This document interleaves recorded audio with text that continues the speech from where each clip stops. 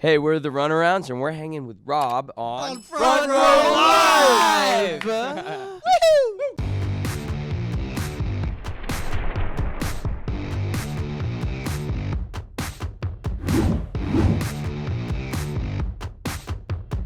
What's up, guys? Rob here, Front Row Live Entertainment. I am hanging out here with the Runarounds at a sold-out show at the Fonda. Yes, sir. Congratulations with that. First of all, Thank you so much.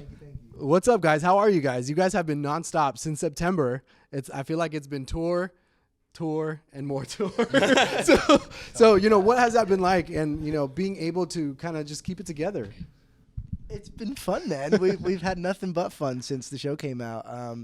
All the people that are coming out to the shows are so incredibly sweet, sweetest kids ever. You've got people of all ages coming out, and it's just been a joy, man. We've been having a blast. Everyone keeps trying to say we must be your oldest people here tonight. They It's like never a are. battle for like how old you can be attending a show, and we're like, no, there's grandmas coming out, man. All are welcome. All ages are welcome. Yeah. Absolutely. I met an 80-year-old grandma yesterday in the kidding. yeah, she 80-year-old was so grandma. sweet. Her name was Renee, Nice. and she had an ACDC shirt on, and she wanted me Oh, to I sign met her it. too. She was Damn. awesome, So right? cool, She was the best. I hope she That's brought awesome. earplugs. I mean, the music speaks. It definitely like draws everyone's attention, and for me as well. Like coming into the show, like I have to admit, I didn't know who the Runarounds were.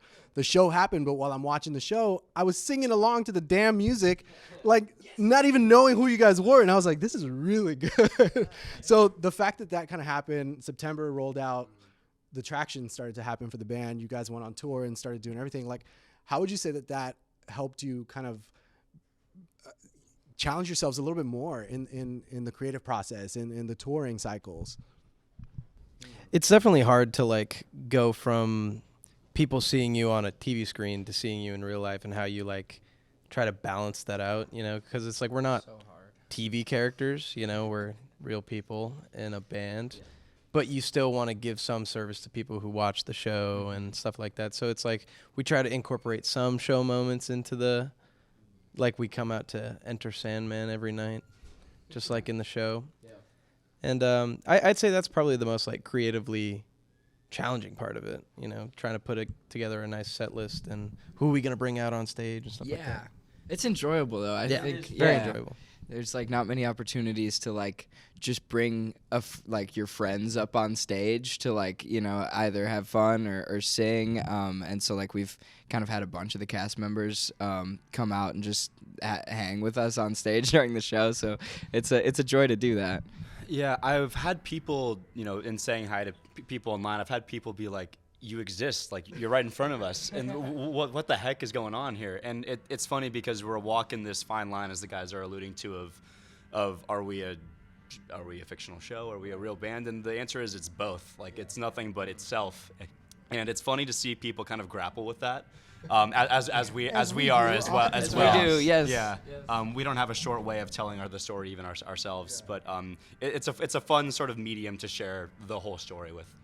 Yeah. And the beauty of it is that like usually it's the other way around. Usually it's like they start at a show and then they form a band and become a band. But you guys were a band originally, and then did the show and did the acting. What was that like for you guys, kind of stepping out of that comfort zone of like being in the limelight but not like on a stage? It was like on someone's screen. Yeah, I mean, it was such a crazy process, like this whole thing for the past 5 years. Like the band was always formed with the intention of doing a TV show, but it took so long for the actual filming of the season that we were doing real band things. And so when it came time to film, like all the chemistry, all the songs, it felt very organic and real, which I think is like one of our strengths as like a group and as a project and a concept.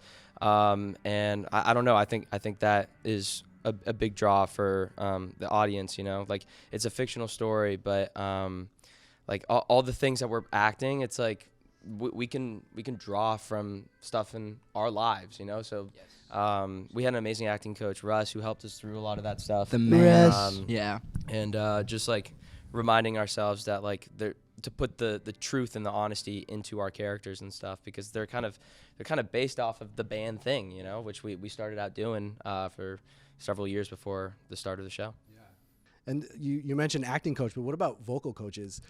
You guys all have incredible voices, and I feel like over the years, it just continues to evolve. Just the new music that just got released, like I feel like you guys are on a different level vocally. So what has that been like, trying to kind of rediscover your voices every time you go back into the studio? That's such a good question. Yeah, we've all kind of been singing for most of our lives, and so I think various members have various levels of professional vocal coaching, but I mean, for the show specifically, we only did a couple lessons. Our team had us do a couple.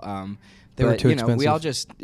We all just sing a lot and have, so it kind of just naturally happens when we found a way to kind of work with one another and have multiple people singing at the same time. Yeah. And so, yeah. Yeah, I would say a gift that keeps on giving is the casting effort by the Fincannons, because Yes, sir. how they would have foreseen the sort of like difference in voices that all 5 of us have. Yeah. I mean, because at the time we were kids, like how they saw and got all those things right to me is still, I'm still unpacking that effort and how good it truly was. But all of us have really different voices too, and they can fit totally different songs and vibes and in different verses. So that's why, like, when Will and Axel and Jesse are like rotating through verses and choruses, like each of them feels really different, and then the harmonies feel different based on who is hitting which pitch.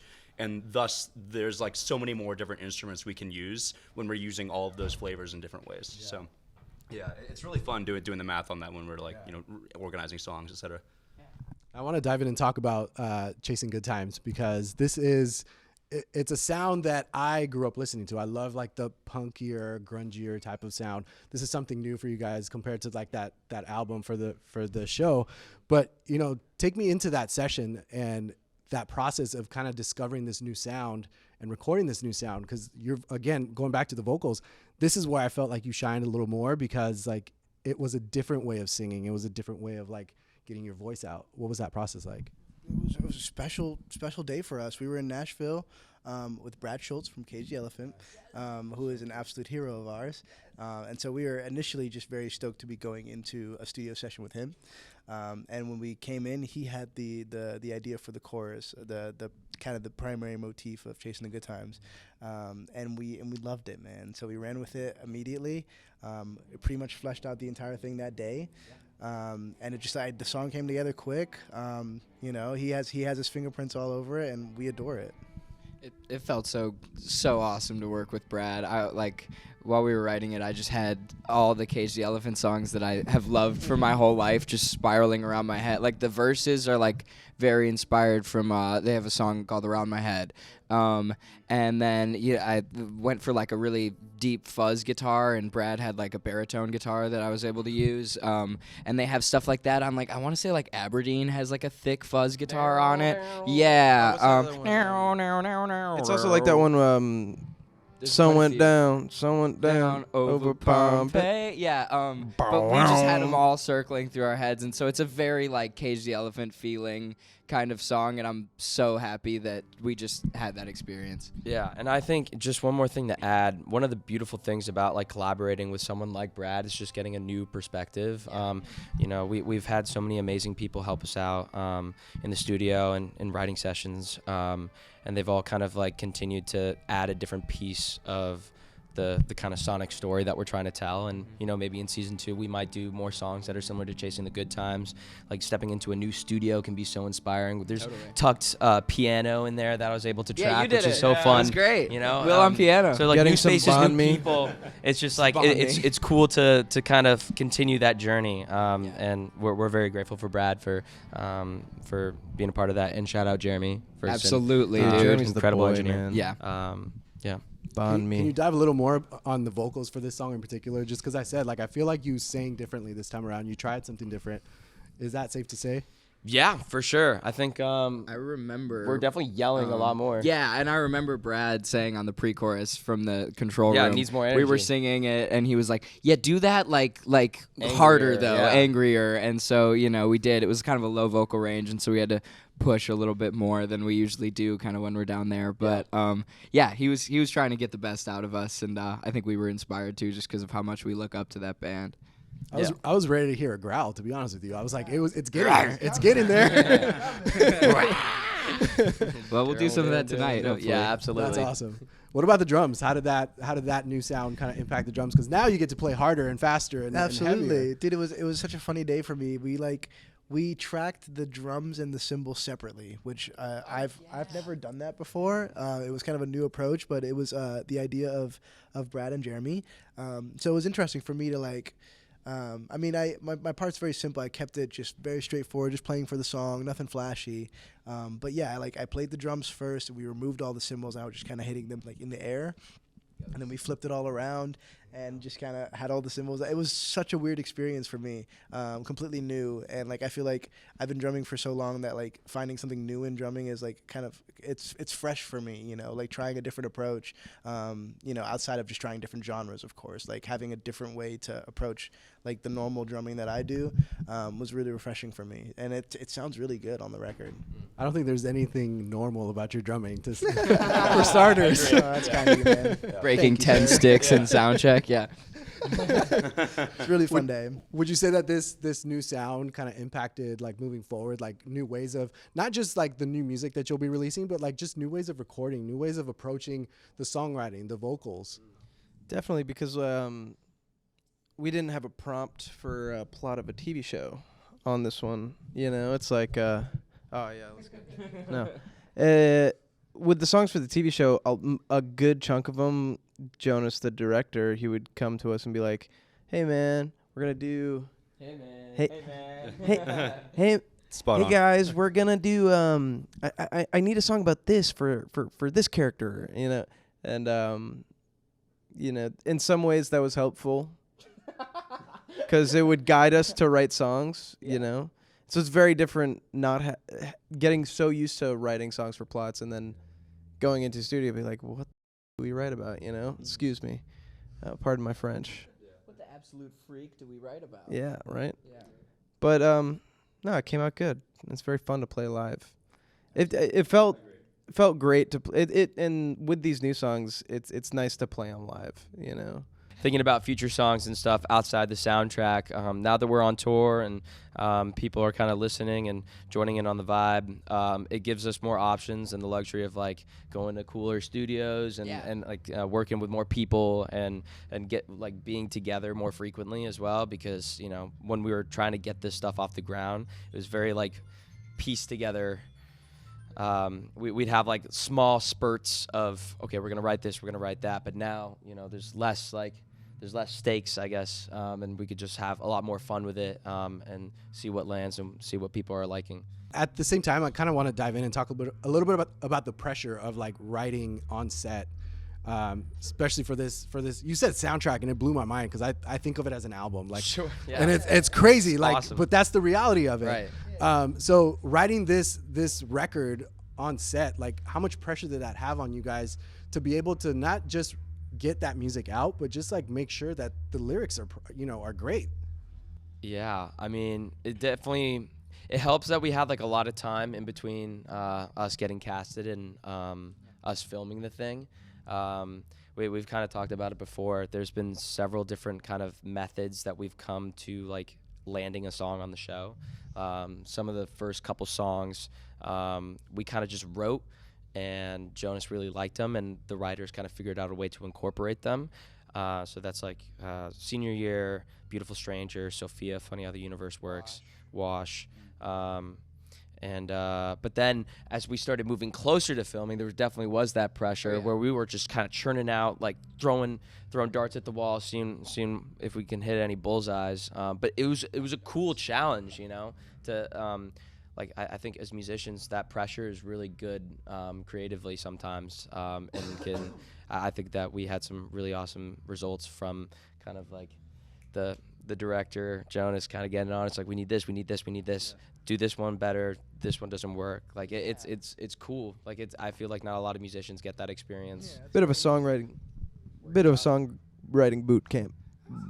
Yeah, I thought it was like helpful sometimes to like have kind of limitations around what we're supposed to be writing towards, just because sometimes when you sit down to write a song, it could feel like the whole world is your palette, and you're just like, it's kind of like, oh, what do we pull from here? So it's like, I don't know, it was just fun and like a good creative experience to be like, oh, write a song that pisses off this guy, it's like, okay, great. I don't know, it helped in certain ways, I think. Yeah, as the guys were alluding to, in some ways we were writing this album for 5 years. In some ways we're writing it for 1 year. Like, a decent chunk of the songs came from like January 2024. But I want to highlight Downtown because we got about 5 or 6 episodes in, I want to say, and we realized we were going to be a song short. And Yeah, we were shooting episodes. it It was like 3 weeks before we had to. yeah, maybe it was closer, but we were wrapping episode 6. 'Cause Yeah, the yeah. trailers during the car stunt. Yeah. You remember? that's right. And anyway, and Jonas had kind of wanted this like long 6 or 7 minute like What did you say? anthemic type song, and it's not as if we had like tons of free time. Like, we were shooting the show, and it was like, okay, how are we gonna get this thing done? And that song, I mean, you guys should elaborate on this more, but it ended up being somewhat of a stitched together effort of a couple of different ideas. Because I mean, I remember, was it that was the first part that thing that you wrote on the bus that one day? Yeah. And then the next part was part of a demo that you like had from years forever ago. ago. And then we added in the pieces after that. I probably got some of that wrong. Fill in the blanks. But that's how that one kind of came together. And then literally maybe 30 minutes before we shot that final scene, which is the recording that exists on the internet, Axe and I were finishing the guitar solo. So it was a fully procrastinated effort, but I mean it's one of our favorites. It's all of those memories. It's when I get to look over at Jesse, belting those words. It's all the above. But I it's a actually, fun thing. I psyched myself into thinking that I didn't get that solo right, because Jeremy taught me. We were like going to do a harmony part on the guitar solo, and I learned it, as he said, like a few minutes before we shot the song. And then I thought that I had messed it up badly, and so I was like calling everyone while they were editing it, like, "Hey, please, can you go back? Can we like fix this? I know I went in a few days later and retracked it to be sure, but like it's all, the rest of it is all pretty live from like the episode. But I was like, I can't have this on my conscience, and they all called me back. They're like, it's too late. We're too late in the editing process. We can't change it. I was like, no. And then the thing came out, and I was like, oh, I got it in that take. Yeah. All right. So, yeah. You mentioned Matthew Coma. He's been involved with you guys since almost the beginning. What has that been like, co-writing with him and also getting produced by him? But like, how has he helped you become better songwriters at the same time? Well, he's just an absolute pro. The dude's been doing it for a long time. Eve 6. He's a hit maker.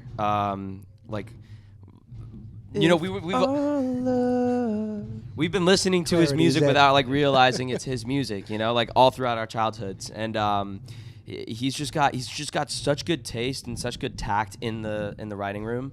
That very impartial, and just like he just knows what's up. If like we had an idea, he would be like, "That's really good," or maybe we should pivot from that one.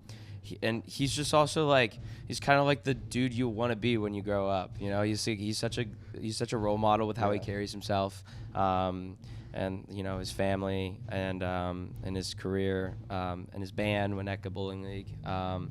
He's just, I mean, anyone else want to add what an awesome dude he He's is? just a genius. I mean, we could go on for days about Matt. Yeah. He kind of brought the entire process together in that month of January 2024 that we keep referring to. That was like that should be a single at this point. It was such a special January time. 2024. Like literally, it was such like a whirlwind. We were just like locked into the studio every day, 6 hours a day, for like a month straight. Just working with Matt, and like we've worked with a ton of producers over the years. A little bit in November as well, because the three of us went down and we kind of got to know him first, and then Axe and Jeremy joined. We had the full band there. What a time, man! I don't know that it would have been possible without him. Yeah. The thing I would add about Matt, I of course agree with what the rest of the guys said, is just the speed, like the ability to turn the idea that was existing in our minds for the 6 of us in the room into something that we could send to Jonas for feedback. Best sounding demo you've ever heard. In like 4 hours, and I don't think send that's everybody an out of the exaggeration. room and be like, I need to crack out for a second. Yeah, I need Maybe to lock not the in. right word, yeah, but he would slam a coffee and just make it happen. Yeah. Yeah. Really impressive. Yeah, and that for our process, as Zende was alluding to, was so key. Because I mean, the hit rate of like ideas we tried to songs that landed in the show was like greater than 50%. And I mean, like, that type of work is like is crazy. Like, Yeah. for context, I think we wrote about like close to 50 songs in the attempt of getting them into season 1, and like after that January session, like the rest of the season was filled. Like there was Yes, like we're done. many years where it's like, hey, here's this idea, and then it was kind of on the back burner, and then like those Coma sessions, it was like, bang, yep, this is in, this is in, this is in. He just got what we needed to do. He just understood the vision, understood what our director Jonas was looking for and what we were looking for, because that was, you know, it's like the idea. I mean, it's all art, but like when it comes to a show and putting it out, you know, to people around the world, it's like an art versus commerce thing, which is like, you know, often a creative issue, or like a stress point. And so he really balanced it well in terms of like having us, you know, be able to find ourselves and express ourselves while also, you know, working towards the goal of having it hopefully be appealing to, you know, a wide audience. And so, yeah, I think he threaded that needle really well and helped us kind of find a way to be, you know, happy and keep our dignity while we were doing it. And yeah, got to throw some love to Madison Love as well. Absolutely. Who helped us write quite a few of the soundtrack as well. Way before we ever worked with Matt Coma. Yeah, Beautiful Stranger and Sophia. But there were a lot of people that came together and helped us. It's crazy. Like, I mean, it literally takes a village, right? Like, and I'm excited to see what's next for you guys, just because just the stuff that you guys have released so far. You just blessed us today with Arithmia, a new version of Arithmia. Talk to me a little bit about like the decision of wanting to re-release that song. That was actually, if I'm not mistaken, that's a Matt Coma recording. It's from his so studio. It's like yeah. the only one that we've put out. That's kind of what we were talking about earlier, whereas like he could crank out like demos that were like listenable like so quick, dude. And I don't believe we've done anything to that since. It's just like we just put it out. We wanted to mixing and mastering, maybe like that's it. Like that was a 6-hour effort. Yeah. So that's like a perfect example of like how talented he is, and just being able to like put something together that quick. Yeah, we're very, very excited to have that out now. We're stoked about it. That's wild. Now we're here tonight again. I keep mentioning it because this tour is sold out. Basically, this tonight is sold out as well. You guys have been nonstop on the road. How has, what's different this time around on the road? Obviously it's a new year. There's new music that's out now, but like, how do you feel that it's different this time? Bus. None of us have ever been on a bus tour before. Bus.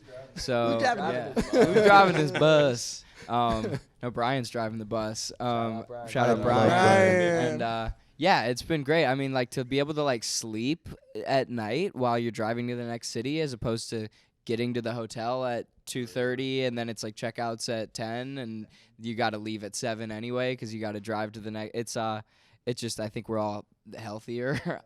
There's 2 PS5s in that bus. Jesse loves the front, one PS5, in the back. which you haven't really played them It's yet crazy. that much. You haven't played the PS5. I haven't seen you play them. We've been playing. I'm a Mario Kart guy, man. There's been some Mario Kart action. The new one's pretty fire. Why are we not karting right now? Why bro? are we not karting? Yeah. right now. I think the question is almost closer to like what's not the same on this tour. Like everything's different for us. It's venues are different. The bus is different. Like a crew now. The crew is different. scale. Like, the whole everything is like it's all new to us, and we're just kind of soaking it in one day at a time. We feel like we've been on the road for like 2 months now. This is show number Show 6 of 5 like or what is 6, that, yeah. like 30 something shows. I think it's Lifetime memories yeah. already. So yeah, we're trying to soak it up, man. You guys are seasoned by now. Something like that. Nope. Yeah. Something like that. My sleep schedule is so bad. Yeah, we're loving it, man. We're having a great time. Well, that's exciting. I look forward to more from you guys. Again, thank you so much for blessing us with the music that you've continued to bless us with. And for the fans, for the audience out there, like, what's next? What can we look forward for 2026? Buzz. No, a bunch more Phoenix. music. Phoenix. Phoenix. A bunch more music. We'll be putting out music this year. We're doing some festivals, which we're really excited for.